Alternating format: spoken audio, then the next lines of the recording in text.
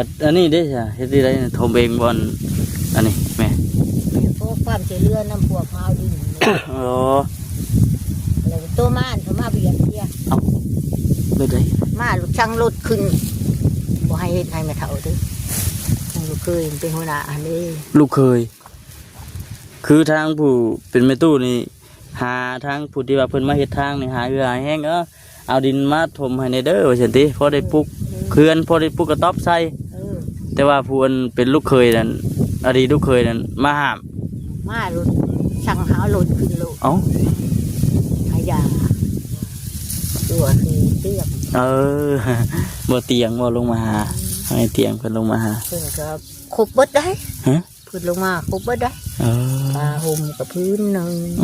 ป้าเผาเดโอ้สิ่งซองพื้นเสืออีกทุ่งซื้อเสือใหม่ให้เสือกันนาวนี่ซองโตเสือคุ้มอีกซองโตมาแล้วซบใจเอา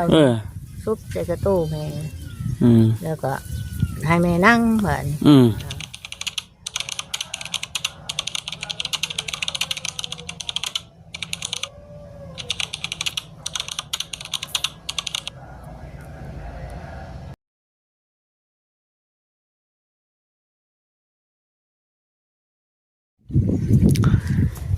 พี่น้องเนาะเปิดคลิปเปิดภาพมาอยู่ที่บ้านที่เฮือนของแม่เฒ่าคูนพี่น้องเนาะโดนเติบที่ว่าบ่ได้เดินทางเข้ามาก็เลยมื้อนี้ได้มีโอกาสพี่น้องเนาะเดินทางเข้ามากับทีมงานเนี่ยว่าซั่น เข้ามาตั้งแต่มื้อนั้นพุ่นแหละเถอะก็บ่ได้มีหยังเนาะพี่น้องเนาะมื้อนี้ก็มาโอ้มาลมถามไทยปกติพี่น้องเนาะเป็นอย่างไรเรื่องชาญมือก่อนนั่นทั้งทีมงานเพิ่นเข้ามาอยู่แต่ว่าทั้งบอกคำบ่ได้มาเมื่อนั้นบอกคำคาเวียกก็เลยบ่ได้ลงมามื้อนี้ลงมานำกันมื้อนี้จังไดก็มีแต่ว่าทักทายสบายดีเด้อพี่น้องเด้อเนาะพ่อกับบ่าวคำคือเก่าเฮ็ดนี่ได้แม่ตู่เพิ่นตั้งแต่เริ่มมีข่าวดีเฮ็ดเทือนเฮ็ดชานกับบ่ได้ไปทางใดเราก็ได้เผาเพื่อนเผาชานเนาะตู่เนาะสบายดีเด้อตู่เด้อผู้เผาเฮ็ดในใดเครื่องลูกเอามาให้แล้วประโชนมาเอาไปเสียแล้วเฮ็ดในใดโอ้ก็เลยอยู่เผาก่อนว่าซั่นติบ่กล้าไปทางไหนได้เนาะบ่กล้าไปทางใดแล้วกันว่าเขาเอามาให้พื้นไผ่กับลูกเอามาให้แล้วเป็นอะไรอยู่ดีไม่แห้งอยู่บ่สมัยวัดฮะสมัยวัดตรงมังเป็นวัดตรงบ้านฮะเป็นวัดดอกไม้แล้วก็อันเป็นวัดอันคุ้มือนี่แม่นวัดดอกไม้บ่เพิ่งเติบเดี๋ยวบ่ได้มาใช่ดอกมาเยี่ยมมึงก่อนสุดก่อนสุดมีแห้งอยู่บ่สุดก่อนน่ะก็บ่ได้ลงมานำทีมงานเพิ่นมื้อน่ะค่าเวียกอยู่เฮือนก็เลยบ่ได้ลงมา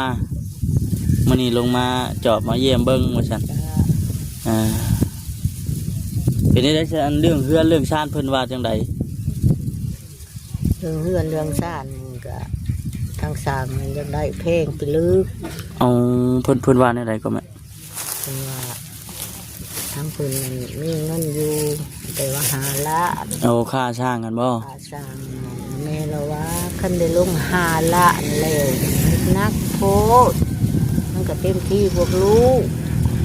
แม่ลูกผู้อยู่นี่ก็แม่นบ่ลูกผู้อยู่ก็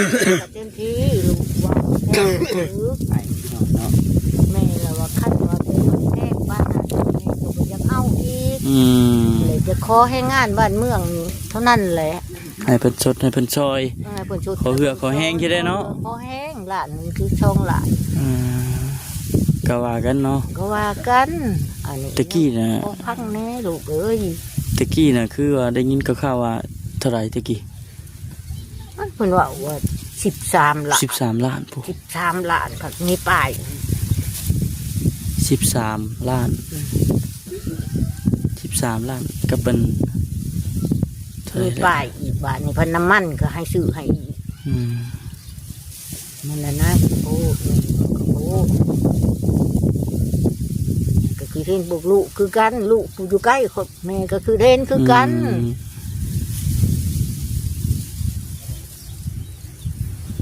คือแต่ว่าเรื่องนั้นไม่เรื่องตอกได้ใช่ไหมมาครบหมดแล้วบ่ครบก็ต้องคนว่าคนว่าแล้วมาถึงไว้แล้วก็เพราะว่ามันโคชิมามัดไว้เด้อคนว่าก็บ่ได้เห็นมามัดดอกเดี๋ยวจะไหนบ้านนี้เห็นแล้วคนก็ว่าบ้านพ่อเพิ่นคนละว่าได้ใหม่นี่มันสิโง่เลยได้คอยว่าวันนั้นพอได้ปะได้ถิ่มพอให้ข้าวเจ้าอาหารนี่ใส่อีกมาตึงคอยว่าโง่ดอกเพิ่นว่ามึงโง่ดอกดิโง่ดอกของโง่เป็นไปเลยได้รู้เลย เป็นวัดเนาะไม่ตู้กันเลยเนาะเป็นได้จากมือเลยตู้นี่2-3 มื้อแล้ว2-3 มื้อกินยาอยู่บ่กินพุ่นแรกสิ5-6-7 วันพุ่นแรกจังสิใครแน่เป็นวัดเนาะพี่น้องเนาะเพราะว่ามันเชื่อจังไดแล้วมันล้มเนาะล้มดอกไม้นี่บ้านแล้วมันแนวไหนโอ้ดอกไม้บานในแม่นเฮานี่เป็นวัดเลอะเฮาเป็นวัดแต่เฮาบ่อยู่ดีไม่แห้งได้ใบไม้อีกมันคุงามใบไม้ปรุงอีกนี่ก็แนวนึงอีกได้แนวนึงอีกอากาศมันก็จะเปลี่ยนไปอีกเนาะมันเปลี่ยนไปอีกแม่นแหละใบไม้คุเด้ดอกไม้บานดอกไม้บานใบไม้คุดอกนิ้วก็ห่วยนี่มันก็บ่มันเอาวัดมาให้ได้เนาะแนวนั้นงามนี่นะดอกมะม่วงก็แห้งคักกันนั่นติแห้งเอาวัดมาให้ใหญ่อีกตัวนั้นอีกอันนี้ดอกนี้ดอกจานแต่ทั้งลูกเองยังเป็นไอเท่าไรมือเลยโอ้ยเอาก่อนวิทย์ก่อนดีบ่ได้ตัวนี้ดีบ่ได้เนาะแม่นคู่คนมักน้ำสร้างไปได้บกเลยบนน้ำสร้างบ่มีครับอ๋อบัดใช่น้ำอยู่ใช่ไหมคอใส่น้ำกระเจ้านี่ไหมอ๋อเพื่อนใกล้นี่บ่มึงหาบพูดแล้วใส่จนฮอดอันช่วงอันฝนตกพูดแล้วเนาะแม่ใส่จนฮอดช่วงฝนตกคุณนะทำเลยน้ำนองอันนั้นแล้วอ่ะปีสิมาเนี่ยแค่นี้จนบัวนำในกันน้องแกห่วยเนาะน้องได้แล้วน้องก็ได้แล้วน้องเพิ่นน้องนี่ก็ขั้นมันว่าผมกันเห็ดทั้งครึ่งนี่คู่หายน้ำบ้านไล่เขานี่เบิดบ้านกินนั่นก็ดูมากินได้นี่โอ้น้องนี่กินได้เลยได้แล้วกันมันสูงทำอันนี้มันบ่สูงนี่มันก็เจ้าบ่หันกินบ้านน้ำเปื้อนเนาะน้ำปลาโคกไหลลงหันสิเนาะบ้านนี้ใส่มันได้ใช้เดี๋ยวไว้ได้ใส่ได้ซอยว่าโพยามนี่นะโมเมนต์ว่าตั้งเบาดอกพี่น้องเนาะมันลำบากเรื่องน้ำนี่คือหายากนะเพราะน้ำสางน้ำหันกระบกเบิ้ลอะไรแบบนี้จักเป็นคนมาจักงัวจักลงไปกินน้ำหันบ่งัวทั้งควายสมบูรณ์ดิควายกับลุงแม่ควายกับลุงแม่มันหักบกเบิ้ลแหละบกเบิ้ลแหละบ่มีหักบกที่แม่นะว่านี่เขาก็ขี่รถไปซื้อเอาอยู่บ้านน้ำกินบัดทั้งในตู้ได้กินดีใช่ตู้กินน้ำมันยังทานเบิดบ่อ๋อยังกะอีกว่าโดนอยู่บ่โดนอยู่แล้วโดนอยู่เนาะของลูกมาน้ำลังหนึ่งก็เอามาได้ทางทีมงานเพิ่นมาเมื่อนั้นเห็นบ่ทีมงานเพิ่นมานั่นแหละพี่น้องนะขึ้นมาอัปเดตเบิ่งว่าซั่นเสานี่ก็แม่นมาครบแล้วครบแล้ว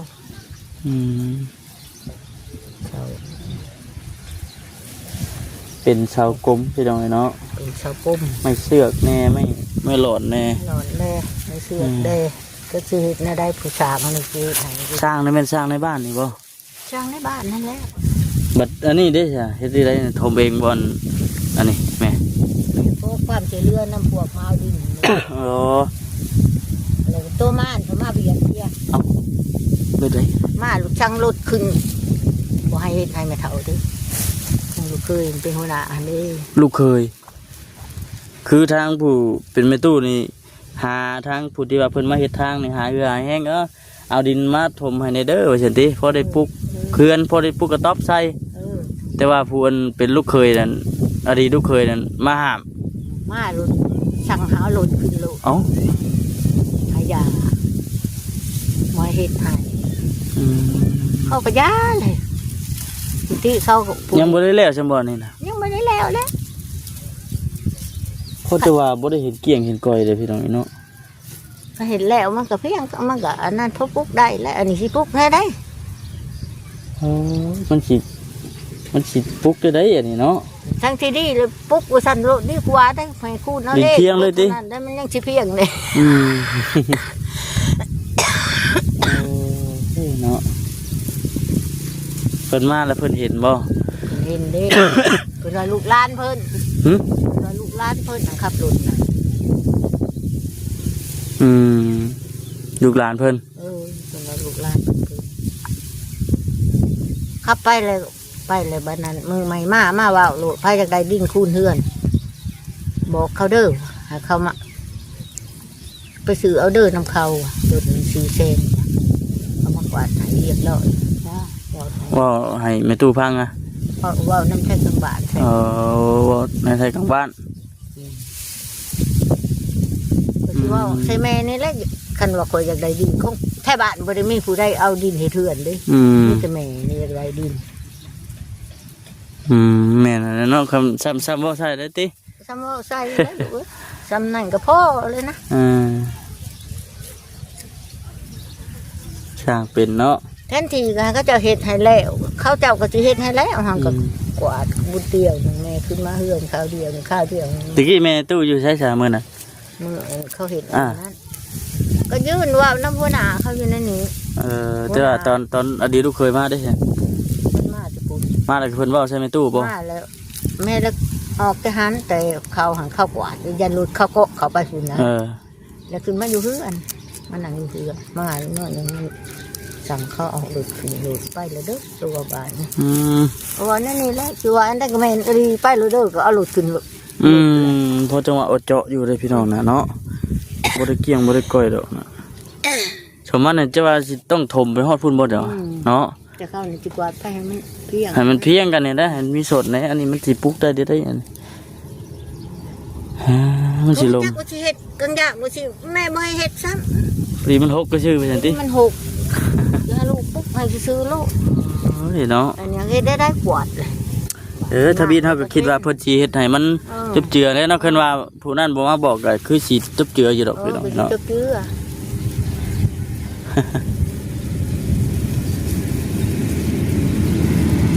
แต่ว่าถ้าเบิ่งนะพี่น้องรุ่นเบิ่งว่าสิปลุกหรือมันเป็นจังไดแต่ว่าใน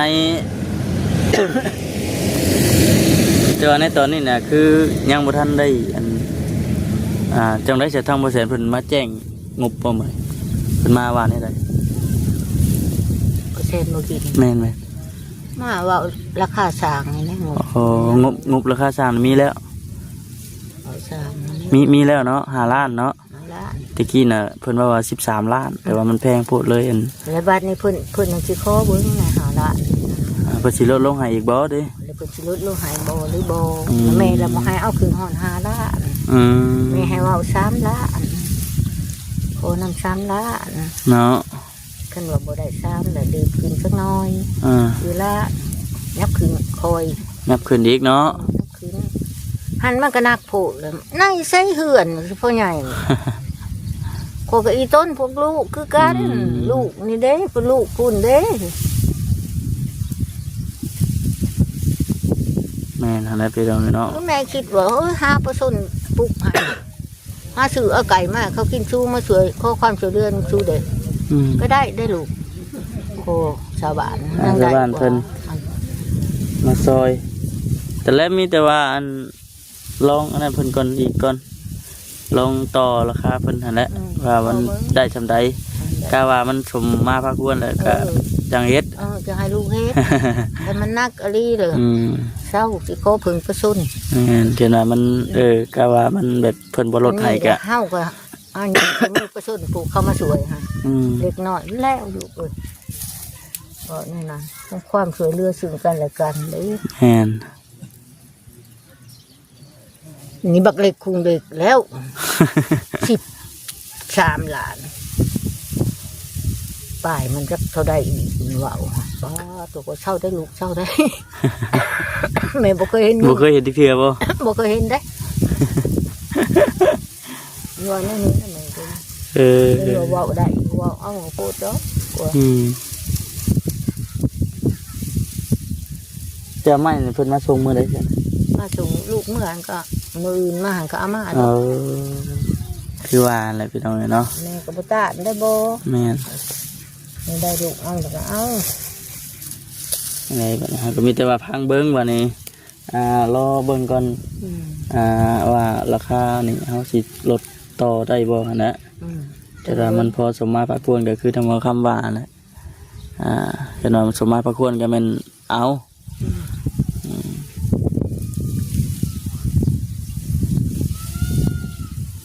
กินข้าวแล้วบ่ตู่มื้อนี้ กินแล้ว กินกับหยัง สมพัก สมพักเสียน พักกุ่มมัน พักกุ่ม เพิ่นเอามาให้กิน โอ้ กินแม่ละกินอันนั้น อืม กินได้แต่สุ่มนี่แหละมันตะดังเด้ บ่อืม ชิ้นหมูเขาก็เอามาให้ ชิ้นหมูไผเอามาให้ บ้านเล็กๆแต่บ้านเล็กๆเขาอยู่ในหน้าเขา โอ้มื้อนั้นคือเห็นทั้งอันไผลงมาหาเจ้ามื้อนั้นน่ะจื้อเพิ่นอยู่บ่บ่าหยัง ว่าตัวที่เตี้ยม เออ บ่เตียงบ่ลงมาหาให้เตียงเพิ่นลงมาหา เพิ่นก็ครบเบิดได้ ฮะ เพิ่นลงมาครบเบิดได้ เออ ผ้าห่มกับพื้นหนึ่ง อืม ป้าเผาเดง โอ้ สิ่งซองพื้ อื น ม เชืออีกทุ่ง อืม ชื่อเชือใหม่ให้ ปา เชือกันน้ำนี่ซองตู้ อืม เชือคุ้มอีกซองตู้มาแล้วซบใจเอา เออ ซบใจกระตู้แม่ อืม แล้วก็ให้แม่นั่งเหมือน อืมทำเอาเตียงเพิ่นมาเนาะมื้อนั้นเนาะสิได้ของฝากของต้นมันเต็มหมดแล้วไปจักกันในเฮือนนี่ หลายเติบ หลายเติบเลยติ มีก็แก๊สหนึ่ง อืม นมหน่อยในซองแพ็ค อืม เปิดมาให้ขนมอีกซองสูบ อืม บอกตามจริงได้ อืม ก็บอกได้อันนั้นน้ำจะพางได้ อืม ไข่อีกกระแตะหนึ่งเครื่องนุ่งอีกครบนะ เถื่อนหลายอย่างเนาะ หลายอย่าง เอาก็มีแต่ว่า น้ำกระช่องแพ็คใหญ่ ดีมุกดีใจน้ำตัว มุกดีใจนะ เป็นมาเยี่ยมมายามนะครับเนาะมีทางผู้ใหญ่เป็นซอย เดี๋ยวจะพาทางผู้ใหญ่ ถาม ที่รอ ว่า บ ใครที่เพื่อนมันอาจเซนโม อืม แล้วเนี่ยได้จักฝุ่นยังกากาเนี่ยได้ อืม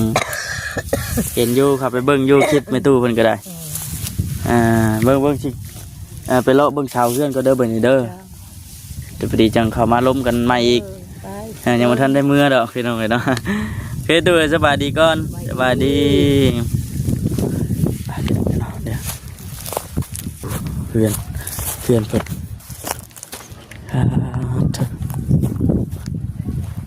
นี่เสาเป็นไม้เพิ่นกันนะกุ้งเลยพี่น้องกุ้งเลยเป็นนี่ก็เป็นไม้เก่าห้องก็มีพี่น้องเนาะนี่ไม้เก่าพี่น้องเนาะน่ะอันบอลถมกันมาเจาะอยู่แล้วก็ลูกเคยมาไล่ให้กับเจ้ามือปะแต่พี่น้องคลิปนี้ก็สิจบก่อนบ่ครับก็ได้มีแต่ว่าพบกันคลิปหน้าคลิปใหม่พี่น้องเนาะสบายดี